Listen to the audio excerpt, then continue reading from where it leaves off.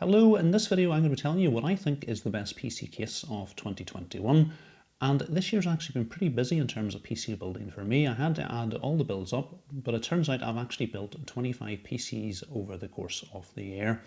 So we'll take a quick recap of those before we come on to the winner.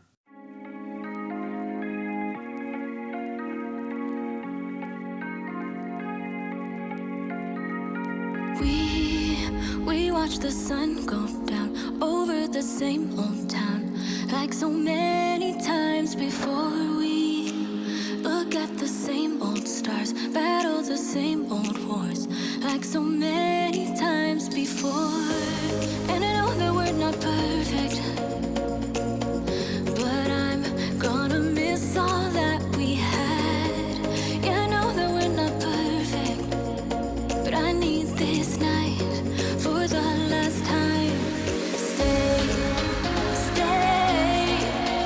Know you're gone in the morning, but I'll be okay if you stay.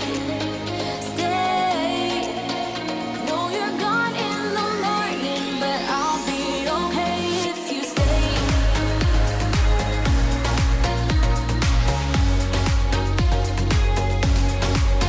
If you stay. Know you're gone in the morning, but I'll be okay. We were never meant to last, but all the fun times we had, I'll never forget. We will always share a bond, no matter what, 'cause you have a piece of my heart, and I know that we're not perfect. So I had great fun putting all the PCs together, but which one do I think was the best? So how I'm going to do this, I'm just going to have one category. It's the best overall PC, and I'm going to be giving you my top 3. So if you're a regular viewer of the channel, you can probably guess what the main contenders were based on what I've had sitting on the desk behind me over the course of the year. So starting off with third place, we have the Silent Base 802 from Be Quiet. So this was a case I actually liked so much, I ended up doing 2 builds in it over the course of the year. I started off with a build in the black version before getting the opportunity to do another build in the white version of the case in a guide to making a video editing PC done in conjunction with Be Quiet, ASRock and Team Group. The things I liked about the Silent Base 802, as you would expect from Be Quiet, were its high build quality and low noise levels. I also like the options it came with in that you were able to swap out the noise dampening panels on both the front and the top for airflow focused panels. I was also impressed with the included case fans. It came with 3 140mm Pure Wings 2 fans, and this was enough to provide adequate cooling but at low noise levels. Cooling was also fairly straightforward because the case came with a built-in fan hub and also a fan controller built in to the top of the case. Due to the case's large size and the inclusion of features such as a removable radiator bracket at the top, building in this case was really straightforward. So over the course of 2021, the Silent Base 802 in both its black and white variant probably spent more time than any other case sitting on my desk. And it was really only with the release of the Fractal Torrent that the Silent Base 802 made its way off my desk and was replaced by the Torrent. Now, when I first cast eyes on the Torrent, my first reaction was, wow, this was something completely different from Fractal. And I think the thing that made me say wow was the front end of this case, which I think you'll agree looks absolutely stunning with the front grille and 180mm fans. And I think in terms of the cost of this case, a large proportion of it actually goes to the included ARGB fans. You've got 2 180mm fans at the front and 3 140mm fans at the bottom. And as you would expect with this number of fans, when I tested, the temperatures were excellent. As you would expect from Fractal, the build quality was excellent throughout, and it's a very similar story to the Silent Base 802 with all the included case fans that you're going to need pre-installed and connected up to a fan hub.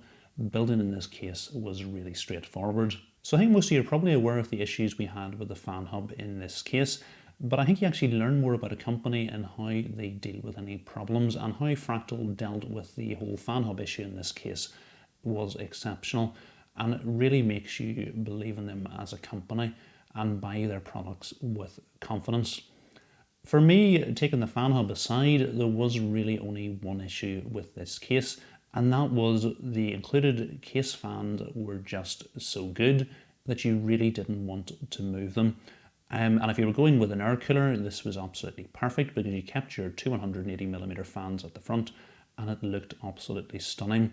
But if you wanted to go with an AIO, your only choice was to mount this at the front.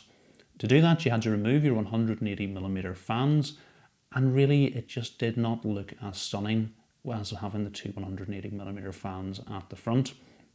And then what did you do with your extra fans? You could of course move the two 180s down to the bottom, mount a 140 at the rear, but then you had two spare 140s that you had no use for because of course you can't mount fans at the top. So the Fractal Torrent looked absolutely certain to win Case of the Year for 2021. That was until Lian Li threw a spanner in the works with a last minute entry of the O11 Dynamic Evo. And if you're a regular viewer of the channel, you'll know I've done quite a few videos on this case in the last 2 weeks. So while on first looks, the Lian Li O11 Dynamic Evo looks very similar to the previous version of the case, the main things I liked about the new version were the changes that made it easier to build in the case and also the increased options for building that it offered. So in terms of the features that made it easier to build in the case, it's now possible to remove the front and side panels without needing to remove the top panel. We've got removable radiator stroke fan brackets on the bottom, the side and the top.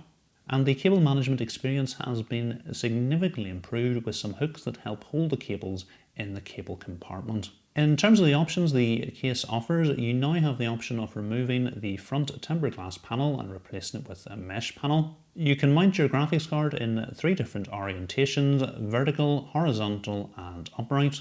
You can change the position of the case's I/O module or actually add in an additional module if you prefer. And you also now have the option to invert the case, which is perfect should you want to sit on the left hand side of your desk. Now when I reviewed the O11 Dynamic Evo, I was incredibly positive about the case, and in fact the case itself I could not find anything at all to criticise. The only thing I had some slight issues with were the upright GPU kit. One, in that the temperatures I got were actually significantly higher than when the graphics card was mounted in a horizontal or vertical orientation. And the second thing was I wasn't so keen on the appearance of the riser cable stretching across the motherboard to the graphics card. Now, Lian Li have responded to both those issues, and I am planning on putting a separate video out addressing those, but I'll give you a quick snippet of those now. So the first thing, the higher temperatures, Lian Li say that is related to the Strix graphics card that I used in the build. And in fact, when other graphics cards were used, they found lower temperatures when it was mounted upright compared to vertical or horizontal. So that is something I am planning to make a separate video testing. They also say if I used the case in the inverted build and had the Strix card in an upright position, but in the inverted build, so it was coming up from the bottom rather than hanging down from the top, I would find the temperatures would be significantly better. So again, I've got a separate video coming out fairly shortly where I'm going to be testing that. The other thing Lian Li have said is they are going to do some work on their riser cable based on the feedback they've had. They are limited by the length of the cable. If they make it any longer, there's going to be issues with the data transfer on it, because a lot of you have been asking, could we not have the cable reverting around the back of the case to the graphics card rather than having to be on full display. What they are doing is they are going to release the bracket as a separate kit without the riser cable, so you can use a different riser cable should you prefer as well. The other slight limitation with the upright GPU was that based on Lian Li's original instructions, you had to use the hard drive panel behind it and you couldn't use fans. Lian Li are now saying there is a way to mount fans behind the upright GPU, and again in the video I make revisiting this is going to be something that I'm going to be testing. So once that video is made, you'll find a link to it in the description. The O11 Dynamic Evo isn't without its limitations either, and for me there's 2 of them. The first is this is really a revision of the PC O11 Dynamic rather than a completely new case. And while your build experience in it is going to be completely different, and if you go with either the mesh panel, the inverted design, or the upright GPU, your build is going to look completely different. But if you go with a more traditional build, it would be quite hard to tell you've got the new case on first looks.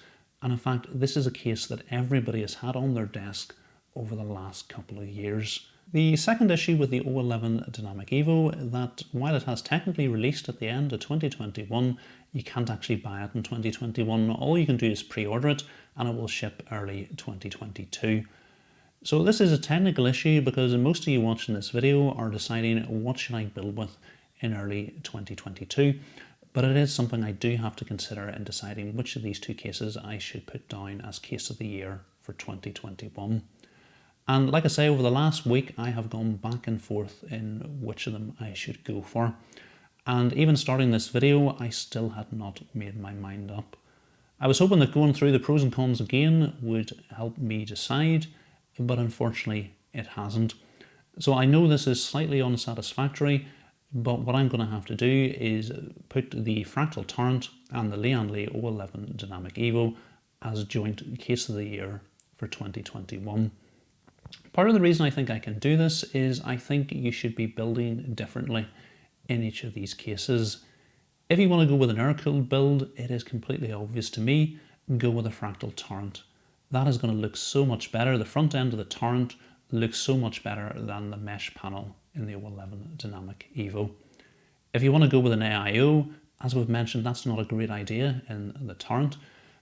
Due to you're not using those 180mm fans and all the other 140mm fans that you paid for, and you would be much better doing that in the O11 Dynamic Evo.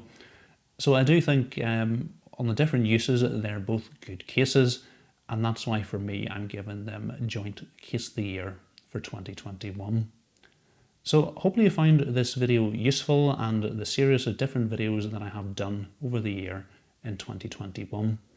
If you're subscribed to the channel and interact regularly in the comments and click the like button, big thank you for doing that. That's really helped the channel grow over the year. If you're not currently subscribed or interacting with the videos, can I encourage you to do that? It takes very little time, but it really helps the channel grow and get us to where I would like it to be. So thank you very much for watching the video and interacting with me with over the year in 2021. And I'd like to wish everybody a happy new year, and I'll see you again in 2022.